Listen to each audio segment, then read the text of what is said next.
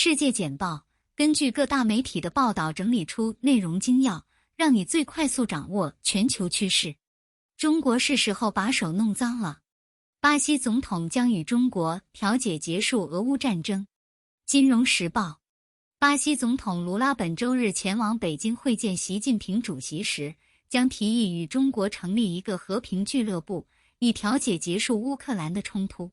这位左翼巴西领导人拒绝与西方国家结盟，向乌克兰派遣武器以击退俄罗斯的入侵。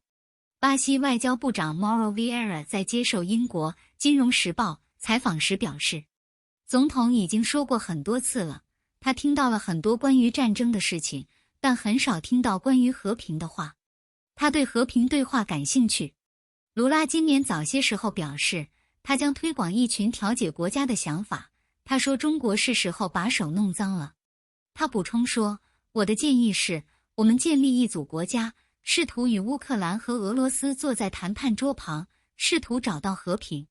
在乌克兰将其斥为俄罗斯计划后，墨西哥去年年底提出的一项和平提案几乎没有得到关注。卢拉因病将旅行推迟1天后，将于周日前往中国。他将于下周初在北京与习近平见面。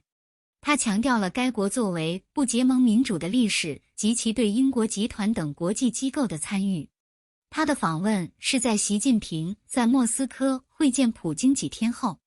普京支持中国的12点和平计划，该计划因为莫斯科的领土征服合法化提供了一种方式而受到华盛顿的批评。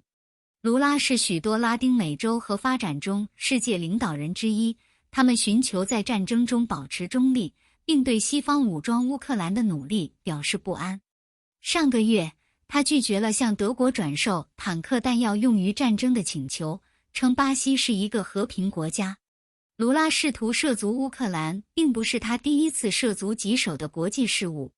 2010年，作为总统，他飞往伊朗，并与土耳其总理一起就该国的核计划达成了协议。但该协议受到美国和其他西方政府的批评，很快就被德黑兰打破了。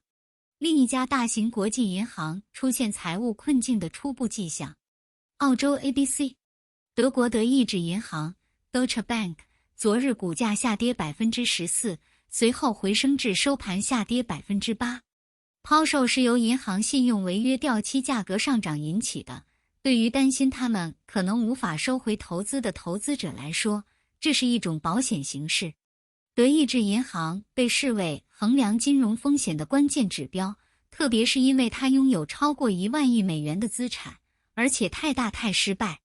瑞士信贷 Credit Suisse 和第一共和国 First Republic 等竞争对手银行最近几周也遇到了类似的困难。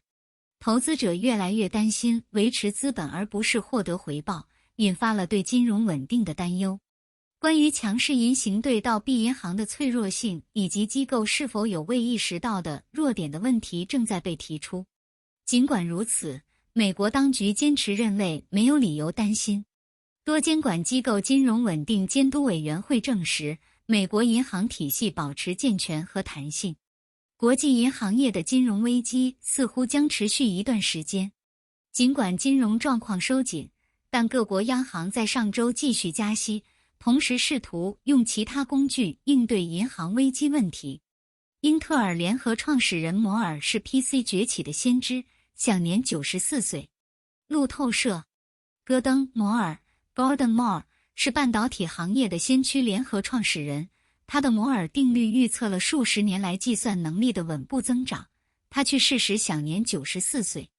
英特尔公司和摩尔的家庭慈善基金会证实，他在夏威夷的家中去世，周围环绕住他的家人。